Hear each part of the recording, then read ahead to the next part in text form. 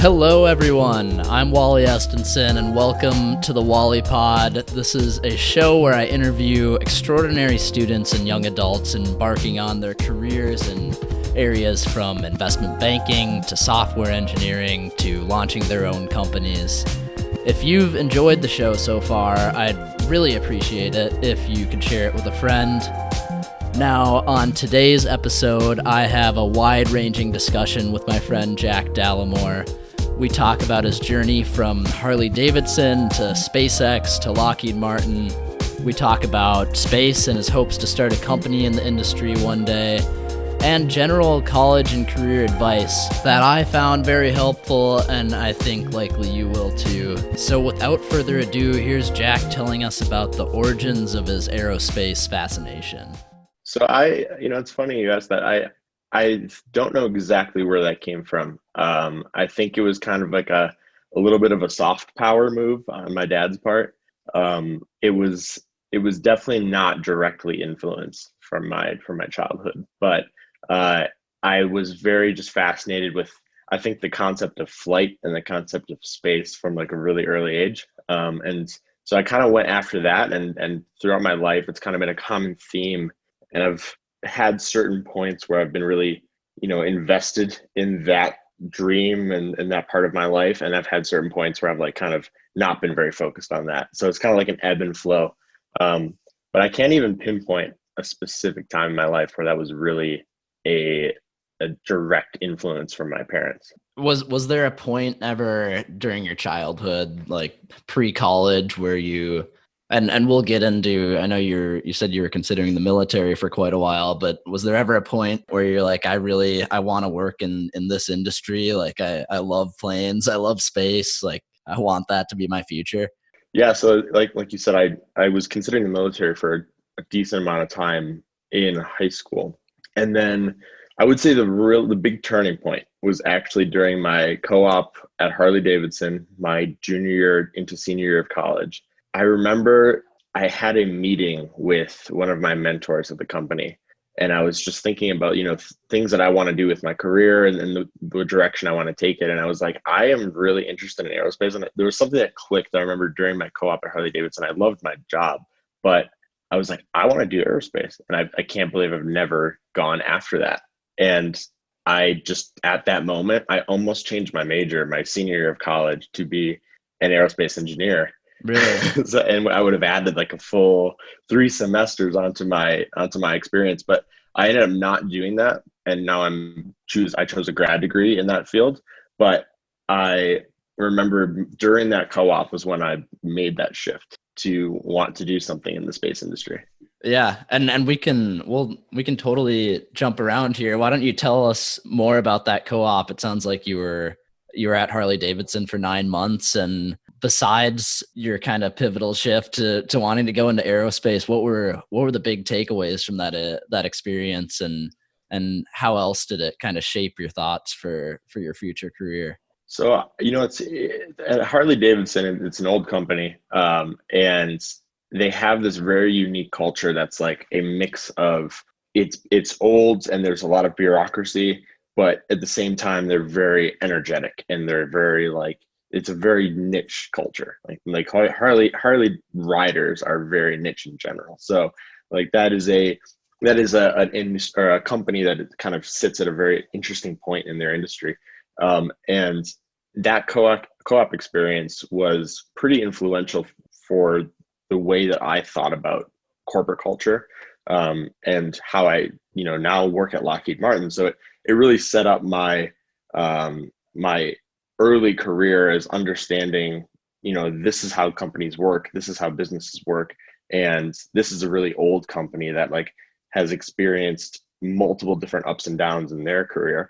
And I kind of got to get all of that experience, through Harley. And it really shaped my perspective of this is how companies work in that industry, and across all industries. And yeah, Harley Davidson was a pretty eye-opening experience across the board, as far as getting that first work experience. So it was pretty great. I loved my job there, and I loved the people I work with. It was awesome.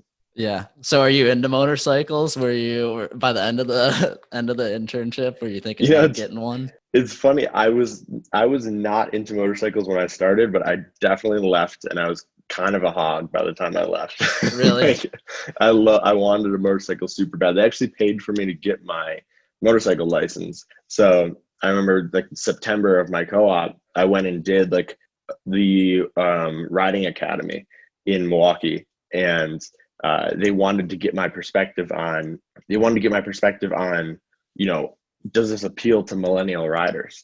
And I was like, well, I'm down to take a riding academy. So I did it and I loved it. It was awesome. Yeah. Is Harley working on any like electric motorcycles right now? I think I saw one promotion a while ago. Yeah, they actually came out with the Livewire motorcycle. I believe it was 2014. Was their fully electric motorcycle. There's no zero like lag uh, on the throttle. So like Mhm. you are 100% instant feedback. Like so much torque. You just crank down on that thing and it goes 0 to 60 in like 1.5 seconds.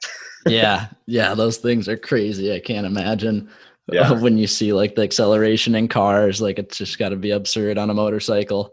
Yeah. They've been working on that for a while. And I think they have fully released that version like as of 2018 or something. But yeah, I remember when I was there, it was like a big topic of conversation because Tesla was really just coming on the scene. And as far as the electric cars and the electric motorcycle was a big gap in the market that they were trying to address. Makes sense. So I don't want to forget to go back to your consideration of going into the military. It seems like that's probably a big goal of a lot of people who are into like planes and aerospace from early on. Getting to fly in some of the most advanced airplanes in the world has got to be pretty enticing for most people who are interested in that. It sounds like you applied for Naval ROTC and you even got accepted. You got a scholarship, but you didn't end up attending, and you ended up at the University of Wisconsin. Can you tell us about that decision and how you ended up at Madison? Yeah, I that was one of the big turning points in my younger life. I was very dedicated to the so one of the big influences in my life was my high school teacher, my high school history teacher, Mr. Balkovic. He was very influential on my younger self and critical thinking, and very instilled a lot of very I would say lasting values in me.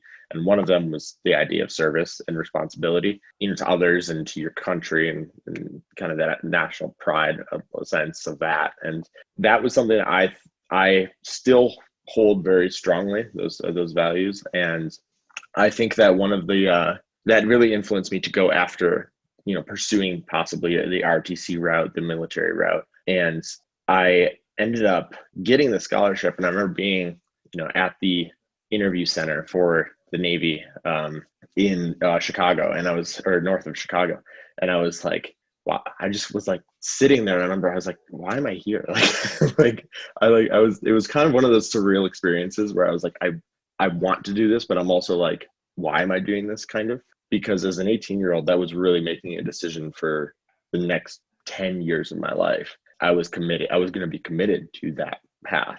And, I did want to be a pilot in the Navy. That was kind of my goal. But my end goal was really to work in aerospace and or space. Like that was kind of like what was really drawing me to it. And I just at that point was like, honestly, I can't commit to the next 10 years of my life. I think that's a very large commitment that I'm just not willing to make at this point. And so I ended up backing out of it. And I was like, if I really, really want to do this, I can always join while I'm at college or something like that. And once I made that decision, Madison was an easy choice because it was the best school and the cheapest school and it was in my home state, and it was just down the road, and they have a great engineering program. So it was kind of like, all right, well, now that I'm not doing the Navy, it just becomes a lot easier. Yeah, seriously. So you got very involved at the University of Wisconsin. You were involved in Greek life and leadership there, and the homecoming committee, and Badger Loop, the sailing team, and the Brittingham Viking organization, among other things. Can you tell us about maybe one or two of those experiences that you found were most formative? Yeah, I would say, one thing that really made me confident. Like I think one of the big things in college is gaining confidence in your abilities and building community. One thing that really gave me confidence was the sailing team. I came to Madison, and I remember my roommate and I knew each other from high school. And I ended up just deciding, you know what, I know that I can't solely rely on my roommate as my only source of networks and friends and all of that. So I ended up just walking down to the docks on like the third day of college. I think it was like August 29th of 2013. And I just like went down to the docks, and there were a bunch of people there meeting for the first sailing club meeting. And I was like, hey, like I'm Jack, I'm ready to join. I wasn't that good at sailing. I sailed a few times in my life, like on a small lake up north Wisconsin. And I didn't know a dang person there. I was like, all right, well, I'm going to go for it. And I remember building such good friendships through that team, and just kind of after just showing up and not knowing anybody. And it seemed like a lot of people knew each other, and people joined because they knew other people, like older brothers or older sisters and friends that were already on the team. Um, and that was a really formative experience for me, in terms of being able to stick myself into a situation that I was usually in the past uncomfortable with. So that was a great time, and definitely taught me a lot. And then from there, it kind of set the snowball rolling downhill, and I just kind of started joining all these clubs. I joined Fiji. I rushed Fiji in my spring of freshman year and formed some really good relationships out of that. And then that fall of sophomore year was really when I was at the height of my involvement, I would say, as far as like getting involved. I applied for homecoming committee. I applied for the Interfraternity Council, IFC, and I applied for the Birmingham Viking Scholarship, all within that 2-month period in the fall of 2014. And I got all of those. And so that was like kind of what allowed me to blossom for the rest of college, for those experiences. Did you ever feel like you were stretched too thin, or do you have advice for people on how to balance being involved and getting involved with having meaningful involvement, and not being stretched too thin with all the organizations that they're involved in? Yeah, that's a great question. That is something I have struggled with. I mean, I still struggle with to this day. And that's one of those things that you're always learning. I at the time I was not very good at that, and I think that the thing that forced me to get good at that, and like I said, I still struggle in it, but I've definitely gotten a lot better over the years. And one thing that forced me to get better at it was joining a bunch of things, and to be honest, failing, and getting involved in these organizations that I took on some responsibility at. And then at that point in college, it's kind of a playground. You don't really like, there's not real consequences to not doing things. But I definitely, I definitely was able to see, all right, this is where my line is. Yeah. Yeah, I feel I'm the same way too. yeah, It's easy to yeah, get involved in too many things, and it is. Yeah. And then you end up, knowing your own capabilities, and you end up being able to identify, all right, am I over involved, or am I just not managing my time correctly? And you end up start forcing yourself to be introspective. And I think that's always been the key in my life. It's like getting to a place where I can be introspective about my involvement or my experiences or any of those things. Is like you end up just looking at your current situation in life and identifying, the things you can fix and the things that are out of your control. And that was a big thing with involvement in college, was understanding, this is where my line is versus this is how I can manage my time better. yeah, definitely. And so we talked about your Harley-Davidson internship and how you started thinking about getting into aerospace, and that like by the end of that that was your goal. And so your second internship was at SpaceX in California, and people have such a wide array of opinions of Elon, but you certainly can't deny how he's absolutely catalyzed the space industry with SpaceX. And that company has done such incredible things. First off, how did you get that internship? That must have been, I imagine it was like the holy grail of space internships that you wanted to get. Yeah, that was something I was very surprised to get. If I'm being honest, I remember I applied online. So I was very very big into SpaceX. I've been following SpaceX for a number of years. I remember when I think I was a probably a junior in college when I was at college library in Madison and I was supposed to be studying, and I remember watching the launch on YouTube where they landed the rocket for the first time. And I remember just being so psyched about that. And like that would just like galvanized everything about I was like, I need to do that. I need to work for a company like that. And that I after that I really just I applied online and I went out to LA for a trip, just a random vacation. And I had a friend from high school that a family friends that lived in LA and knew someone that worked there. So I was like, hey, can you possibly get us a tour? And so she contacted her friend. Her friend brought me and my girlfriend at the time and my family friend on a tour. And I remember meeting this guy and I was like, hey, like, I really want to work here. Like, I'm sure everyone wants to work here, but is there, how can I position myself to be ready to work here is kind of the way I framed it. And he was like, well, you're an operations guy, so you should talk to my buddy, because he was an engineer. This guy, he was a avionics engineer, so he was very focused on the electrical systems of the rocket. And I wanted to do something related to manufacturing, and so he put me in contact with his friend Chris. And so I emailed Chris and I got on the phone with Chris, and Chris was very blunt with me. He said, everyone wants to work here. I wouldn't bank on it, is what his advice was. And I was like, fair, but I'm just kind of interested in what I need to do to prepare myself to qualify myself to work there.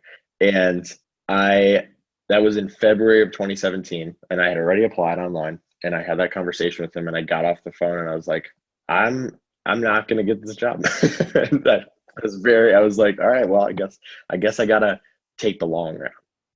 So at that point, I started planning. I need to work at other aerospace companies. I need to apply to internships at other aerospace companies to get that on my resume.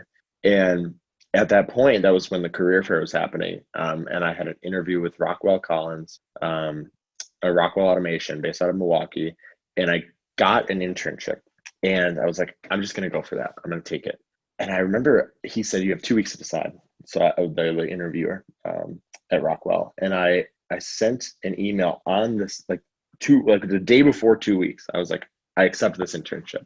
And he replies and says, oh no, what are we going to do about Jordan? And I was like, what? I was so confused. He sent me this email back, but he was like, I was copied on it. And it was actually to someone else. And and then he calls me and he goes, I'm so sorry about that email. I actually gave the internship to someone else. And so the position's filled and we don't have any other openings. And so at that point, I was like, what am I going to do? And literally the exact same day I lost the Rockwell internship, I got an email, or I got a call from SpaceX. And they said, hey, we reviewed your resume. I saw you applied online. Like, we'd love to interview you. And it just went so quick from there. That was end of February 2017. And within 4 days, we had 2 separate interviews and I got the job. It was so unbelievably quick. I was like, I cannot even believe what's happening. I remember getting the call and seeing the Los Angeles area code on my phone. And I was like, is that really SpaceX? Is that, are they calling me right now? So it was a very surreal spring. I did not expect to get that job, to say the least. And I don't think it was related to the other conversation I had. It was kind of just pure luck that I applied online and got the internship. Yeah, that's incredible. So awesome that worked out that way. Do you want to tell us about your internship? You were in supply there. What was it like? Was it what you expected? Was it the the SpaceX that you had been dreaming about? Yeah, it's my experience there was very interesting. I was so enamored with the product and the culture and the just the general environment of SpaceX that I think I learned a ton that summer. I'll say that. I went in probably with different expectations than what I got out of it. But I would say one thing I learned is resilience. It's a very fast moving environment. There's a lot of change, and I am the type of person who tends to get really in the weeds on certain issues or projects or anything. And I think one thing that SpaceX taught me was just to you know, not stop yourself up. Don't get in your own way type of thing. And they're very, let's think deeply about something, but not too deeply. Not don't think so much about a project that you are stalling yourself from making progress. They're all about progress. And my internship was a great experience. There was a lot of things that I felt I succeeded at, and then there were some things I definitely feel like I failed at. And that really set the stage for kind of how I approached my career after that point.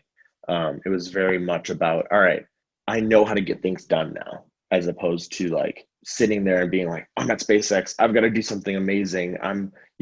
I've got to match up with every other intern here and do something the SpaceX way. It's like you put a lot of pressure on yourself in that environment. So that was definitely a major theme. The other theme was I felt this for the first time in my life. I felt this sense of kind of imposter syndrome. I was there with a bunch of other smart people, some of the smartest people in the country, and I was like, I don't fit here. I'm just a Wisconsin boy. There's people from MIT, there's people from Stanford, there's people from UCLA, and I was like, they're all super smart, and I was a little bit feeling like, all right, how can I match up to this? And that was also something that I learned as I went on through the internship. Like, that's a natural feeling, but it also subsides. It goes away, and you start to just see yourself as just a fellow companion there to the other employees, as opposed to seeing each other for each other's backgrounds and things like that. And that was a hard transition. That was, for a 3-month internship, if that takes up even 2 weeks of your thought, that's a significant percentage of the time. Yeah, those were kind of the two major themes through the internship. It was exhausting, but it was incredibly worthwhile. Yeah. I have heard from multiple people how stressful it can be to work there, or even at Tesla too. Tesla, yeah. So you didn't end up going back there. You're at Lockheed Martin now, and that's where you ended up after school. What was that process like your senior year? Did you immediately start looking for other jobs right after SpaceX, or how did that work? Yeah, so I wanted to go back to SpaceX. That was kind of my initial goal starting this summer, and that was I had an extra semester of school because of my co-op at Harley-Davidson. So I ended up going back for one more semester in fall of 2017. And when I got back to Madison in August, I pretty much immediately started looking for other aerospace jobs, because my team was full of people that had come from other companies. And their biggest piece of advice, and I remember talking to my director, Jordan, about this. He said, if you want to succeed at SpaceX, you can for sure come here right after school. But if you want to make a difference at SpaceX, you should go and do a leadership development program and get some experience in the industry and see how old aerospace does it, and then come back here if you want. And at the time, that was a really hard piece of advice for me to accept. I was like, if I don't come to SpaceX now, I'm going to be missing so much. I'm going to be, behind the times. All my friends that I'm interning with are going on full time, and I'm going to miss out on experiences with them. I rejected my knee-jerk reaction was to reject that advice. But when I really thought about it, I knew that they were right. I knew that it was going to be very worthwhile for me to go somewhere else in the industry. And so I applied to Lockheed Martin that fall. Ended up, randomly utilizing a connection through the Birmingham Viking organization. He worked at Lockheed in Denver, but he was an engineer. He was a test engineer, so very different than what I'm going for. But he put me in contact with the recruiter for OLDP, and I ended up having a call with someone in the program. She passed on my resume, and then Lockheed doesn't recruit at Madison, so I ended up having to take that route to be invited to the interviews in Atlanta. And so I went down there for a 2-day interview, and I found out end of October that I got the job for starting the next summer. So I kind of had like 9 months before I started, and yeah, I was pretty excited. I was a little bit sad to not be going back to SpaceX, but over time, I have realized that that was probably the best decision I've made for my career. Yeah, I imagine that was so hard. And I mean, do you want to elaborate on that now that it's been what has it been, 3 years or Mm-hmm. 2 years? And what are your thoughts? Do you have? It sounds like you don't have regrets about not going right back. Is it still your plan to eventually get back to SpaceX? And do you feel like you've developed more in this program than you would have there? I have developed an incredible amount in this program. Lockheed is a very safe space to develop, and I have been able to get some experience in the industry outside of. I've got a bunch of friends that still work at SpaceX. One of my best friends works at the DC office for the Government Affairs division. Another one of my friends, my old roommate from that summer, works as a vehicle engineering manager for the Falcon rockets, and then another one of my friends is working in Texas for the Starship development. So I've got some friends that I've stayed in contact with that I live vicariously through, if you will. And my position at Lockheed kind of actually gives me an added, a different benefit in the sense that I'm getting experience in the old aerospace, and they're getting experience in the new aerospace. And I don't think anymore my desire is to go back to SpaceX, but I think my biggest desire is to start a company with those friends. And I think that my focus is to really gain a breadth of experience across all of us. If I think about the skills that all of us are the skills that all of us currently hold, and the parts of a business that all of us cover, we're really trying to develop those things, and so that we're best prepared to possibly start our own venture in aerospace. And that's probably 5 years down the line. But we have ideas that we are, essentially developing together now, so that if we wanted to turn that on, we could at a certain point. Yeah, and I want to get into that in a second for sure. But you mentioned that you're in the OLDP program at Lockheed, which is their Operations Leadership Development Program. And it sounds like it's year-long rotations, and you were a quality engineer for the first and a manager in the combat rescue helicopter unit for the second, and you're on to your third now. What have been the big takeaways from those experiences, and how have they differed? Do you feel like you're kind of narrowing in an area that you'd like to focus in on? Yeah. So what I often describe this program to people as something that is, developing a tool belt for managing a business from the operations perspective. I probably will not do supply chain as my full-time role off program. I value that experience in supply chain. It was actually a relatively difficult experience just personally with that job. But I think that being a quality engineer, being a subcontracts program manager, and now being a manufacturing supervisor, I'm kind of running the gamut when it comes to operations experiences, especially within our niche of an industry. And so I want to go into program management after this. And in order to be in program management, you kind of have to understand how all those levers, how you can manipulate all of those levers, and to successfully run a program.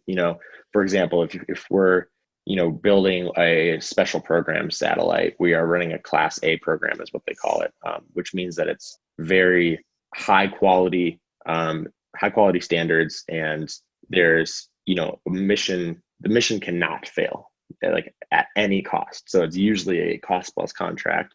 And so I'm understanding, from the program perspective, how do you make decisions to, insource and outsource production? How do you make decisions to, build up your supply chain, or run efficiencies internally at your company, to build this product? So you're kind of like running a business within a business, as a program, from a program perspective. So those are, these are experiences that set me up for that. And I couldn't do that job without getting these, understanding how each of these areas work. Because especially in an old aerospace company like Lockheed, there's a lot of layers to getting things done. Yeah. And it takes a while to get things done. So you almost have to learn how to navigate that terrain before you can ever, build off of that. Mm-hmm. Yeah, it makes sense. It sounds incredibly interesting. It's cool that they do that program, and you get to have such different experiences.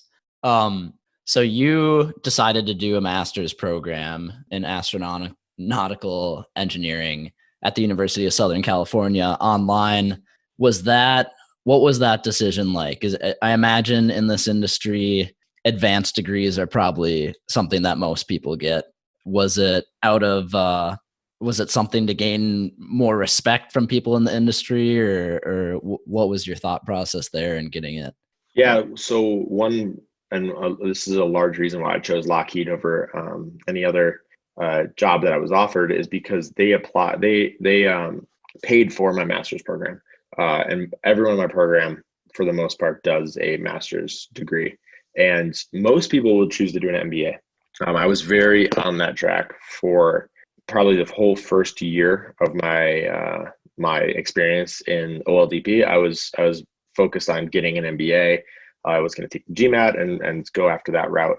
I remember having a conversation with one of my mentors, and he was like, it's, especially if you're going to stay in space, it's more valuable for you to know the product and then learn. You can always go back for an executive MBA. You can always go back for an MBA later. And I was like, and that was kind of that really shifted my thinking, because I really reflected on that for the first time. And I said, I don't need an MBA right now. I'm not going to utilize the skills necessarily that I would, learn from an MBA at this moment. It's definitely something I'm going to utilize down the line, but I'm very dedicated to space. I want to pursue this career path. And especially if I'm thinking, and this is all of my decisions at this point are driven by that idea of starting my own company with my friends. And if I'm going to do that, I need to know the hardware and I need to do something technical. So I had a friend who actually did this exact same program, and he was just a year ahead of me, and he told me all about it. And I was like, that's me. Like, no, no, that's it. End of story. I'm going to go after that one. And I applied for it and I got in, and it's been awesome.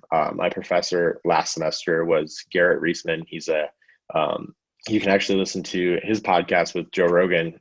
He was an astronaut on the shuttle missions, I believe STS-124. I don't want to guess, but he was on 2 shuttle missions and flew to space a number of times, and was, and now he's a professor at USC. So, and he was, before that at SpaceX, he was the lead of Dragon development. So the crew capsule that actually just launched up in May. For the demo flight, he was one of the leads on that project at SpaceX for a number of years before he became professor. And so having access to those people with those experiences has been invaluable. It's been incredible to meet people in my class that work at Boeing, that work at Raytheon, that work at SpaceX, that work at Blue Origin, and seeing these people. I have never been more happy with a decision in my life to do that over an MBA, because I'm focusing on people within my industry, and I'm making those relationships. And so, like I said before, it's kind of all to this end of starting my own company. And I think about it in this lens: even if I don't start my own company, now I've set myself up for jobs elsewhere, or bringing people to Lockheed or something along those lines. I've just immersed myself fully in a community of people that are focused on aerospace, and it's been an amazing experience. I love my program. I can't even speak more highly about it. That's great. I mean, it sounds incredibly valuable, the network and what you're learning. I'm sure And do you wanna hop into it? I mean, you're obviously very entrepreneurial and sounds like you have are very forward looking into wanting to start a company one day with your colleagues that you've met at SpaceX and elsewhere. Any ideas you want to share, or any ideas within the industry that you're really interested in and would love to build out on your own one day? Yeah, I think the way that my friends and I are thinking about it, we're very much taking this, you might call it as a, I guess we're observing what is currently happening in the industry. I mean, space right now is in an incredible flux. There is a massive amount of new entrants to the launch vehicle market, to the payload market. We're seeing more activity in the space industry than ever before, and there's a lot of capital flowing into the space industry. With that being said, there's a risk. There's a point that I think we're reaching where when do we really saturate that, or when do we come up with new capabilities and new markets to drive more growth? And that's really what it comes down to. I remember, and actually I'll get into this in a minute, but I remember reading this book in college that really shaped my thinking about markets, and how markets drive growth, especially when it comes to like geography, or in this sense space. How are we going to drive that growth naturally, versus when do we get to a point where government just put so much money into it that we're going to build a bunch of stuff, but what's it all for at the end of the day? Are there actually markets to sustain that growth?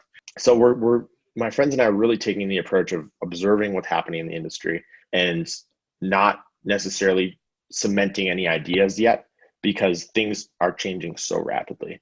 But one area that we focused a lot on, in our research, and we actually submitted a paper to the International Astronomical Congress, IAC. They host a conference every year, and we submitted an abstract for a paper on swarm robotics and utilizing swarm robotics in space. So this idea, I don't know if you're familiar with swarm robotics, but it's the concept that you essentially have individual constituents. You'll have a simple robot that does very simple tasks, but you are playing with the idea of emergence. So on a mass scale, it's like ants, a swarm of ants. An individual ant performs a very simple function, but the whole colony of ants builds their anthill, and they can carry stuff. And it's like the idea that on a mass scale with computing, you can share information, and essentially complete a task, is the whole idea. You're completing some task with a mass number of simple robots. So the benefit to that is that you have essentially infinite scale, and it's redundant. It's inherently redundant. So if you lose one robot, if you lose one satellite, it doesn't take down your entire constellation.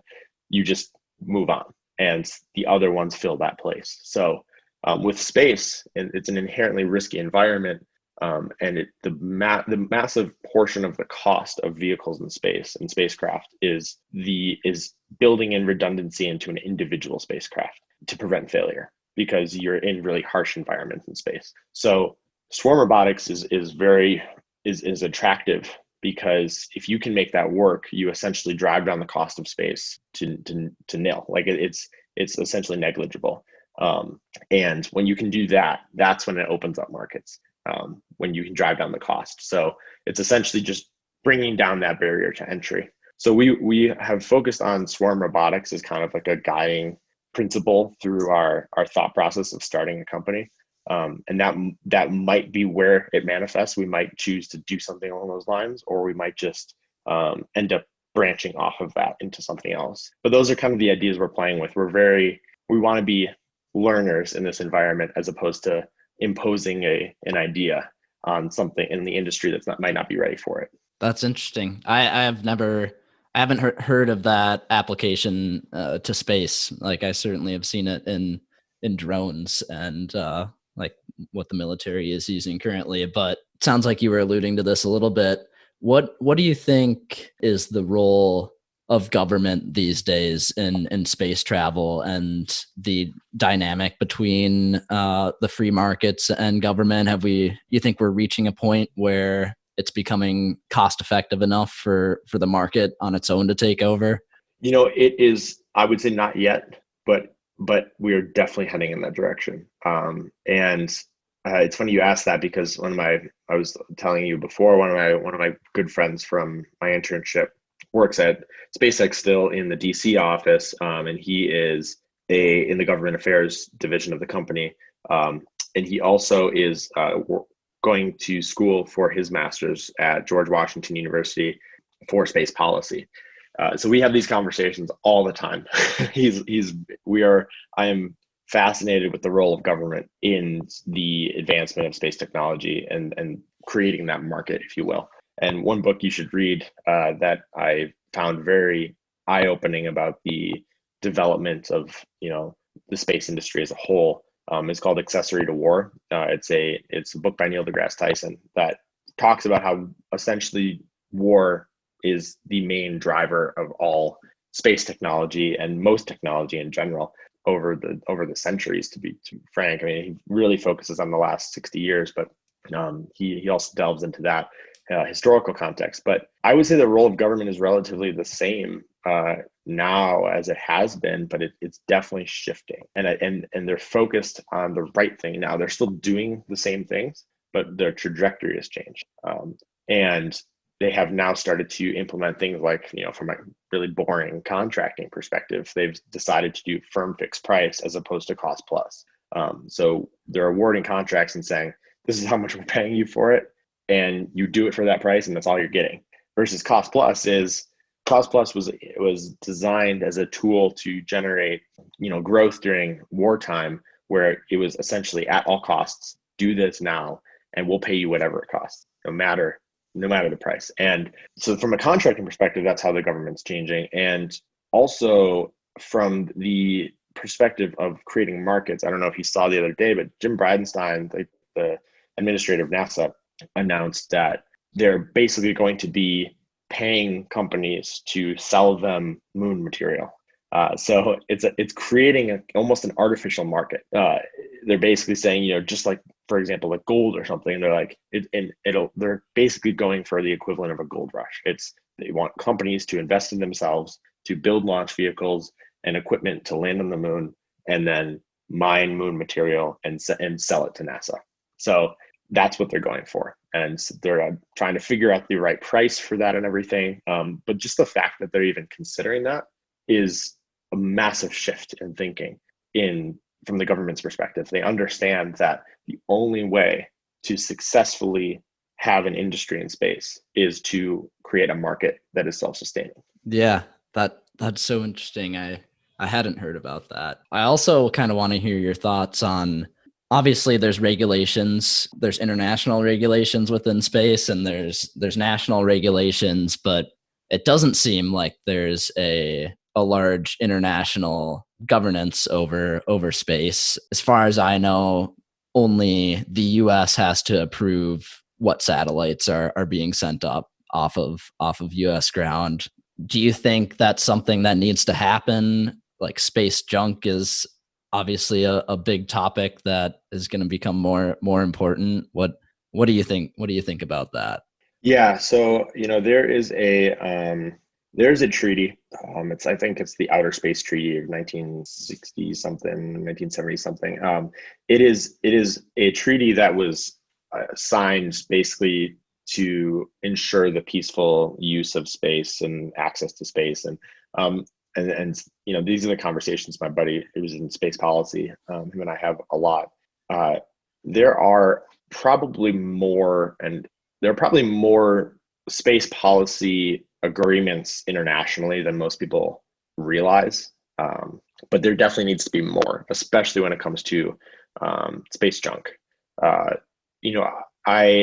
Space junk is definitely a problem. It's not as much of a problem as most people think, I would say.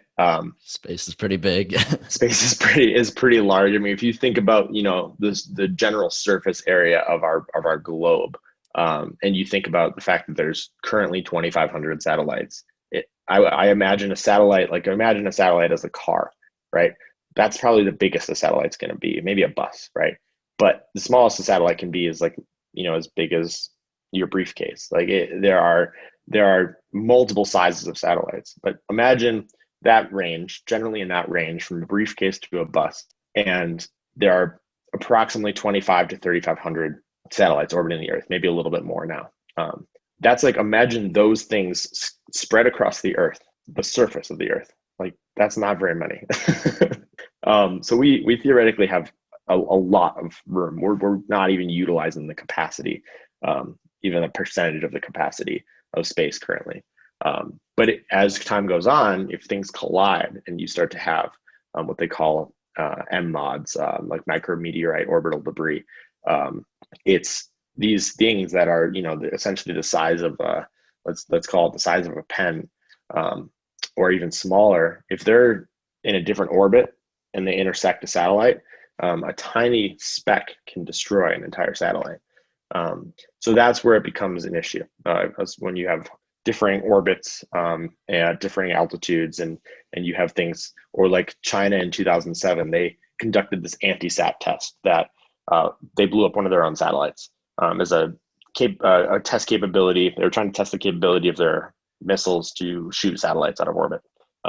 That one test created, like, I want to say like 50,000 pieces of debris or something along those lines, that could theoretically threaten other satellites. And they're all tracked now, aren't they? All those Mm-hmm. little pieces. I find that fascinating, that Yep. every little piece of space junk is, the math behind that and the physics behind that sounds absurd.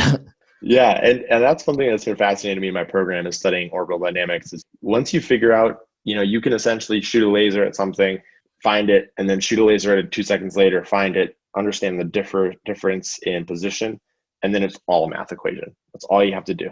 You just, two positions of a satellite and time. And I'm referring to a satellite as anything that orbits a body. It could be tiny, or it could be the moon. The moon is technically a satellite. You take those measurements and you can identify the entire orbital trajectory of anything that orbits. So it's pretty fascinating. And as you start to get into like the way that the atmosphere works and changes, and at different altitudes, you're going to have different lifespans for different pieces of orbital debris and things.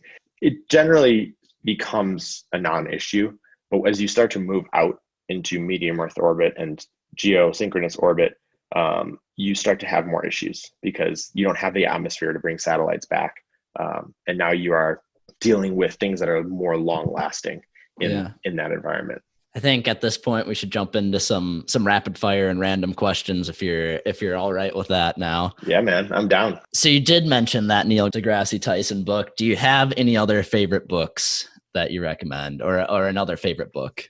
Yeah, one book I'm reading currently, and it's been very it's been a great read, and I think that it was recommended to me by our COO of Lockheed Martin. We had an executive engagement with him as part of my program. So we had probably 20 of us on a call, and I asked him a question about, what are the biggest threats to our industry, and what is going to change about the way we approach technology, especially when we have companies, everything's moving towards computing, and we have companies like Amazon and Google that are starting to get into the military contract space. How are we going to compete with that, or how are we going to partner with them? And he answered it by saying, read The Kill Chain. So it's by Christian Bros, I believe is his name. And he actually works at a company called Anduril. Anduril is a startup in defense and surveillance. And they do a lot of things with border security. They do a lot of things with, I think they're getting into space as well. This guy basically has this concept that the United States has spent a lot of money on platforms. So the F-35 are aircraft carriers, certain, like GPS is a whole other thing, but some space platforms as well. We've put a lot of money into these massive, really expensive platforms. I mean, F-35 is like $400 billion over the course of its lifetime. And how do we compete in a world where China is investing millions of dollars in what they call the reconnaissance strike complex? It's basically the ability to identify a target and strike that target to prevent any warfare from even happening. So they've run these war game scenarios between the United States and China, And we've lost every single one except for one, given our current capabilities and given China's current capabilities. And that's because China, if in every single one of those war game scenarios, has ended the war within 48 hours. Because what they do is they take out our aircraft carriers in the Pacific, they take out our ability to even fight.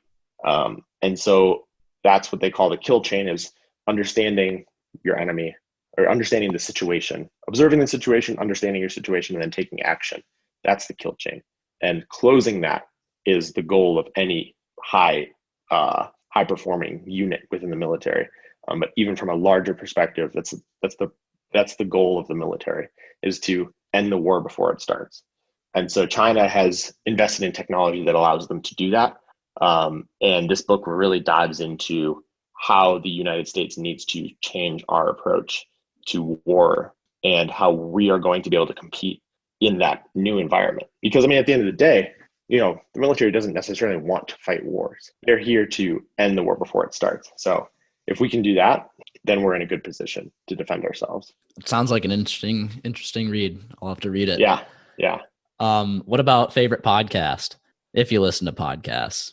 Yeah. Well, yours, obviously. Yeah, that's the right answer. No, I would say that, I've been trying to change up. I've, in the past listened to a lot of Joe Rogan, and I listen to The Daily, usually almost every day, the New York Times podcast.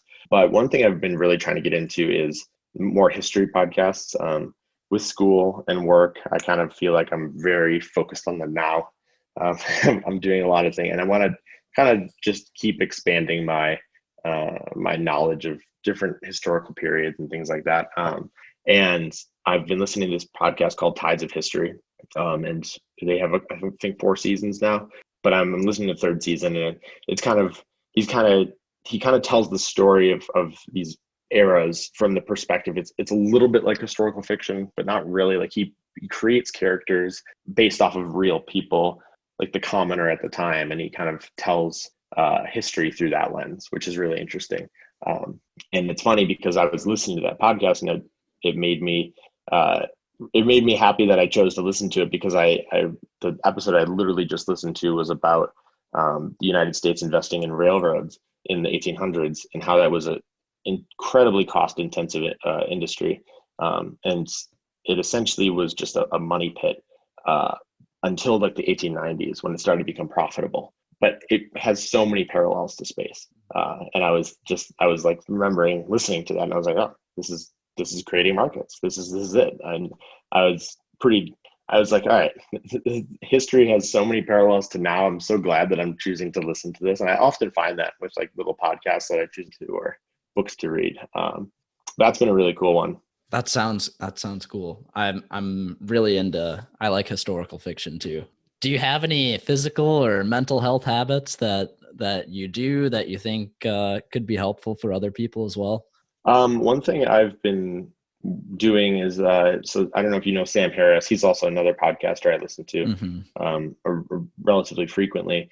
He's got this app called Waking Up. It's a meditation app, and you pay for it. It's like $50 for the year or something. Or if you can't afford it, you actually just email him and say, "Can't afford this. Like, could I get access to it?" And no questions asked, they'll give it to you. So it's a pretty cool system. And I have found that to be incredibly enlightening.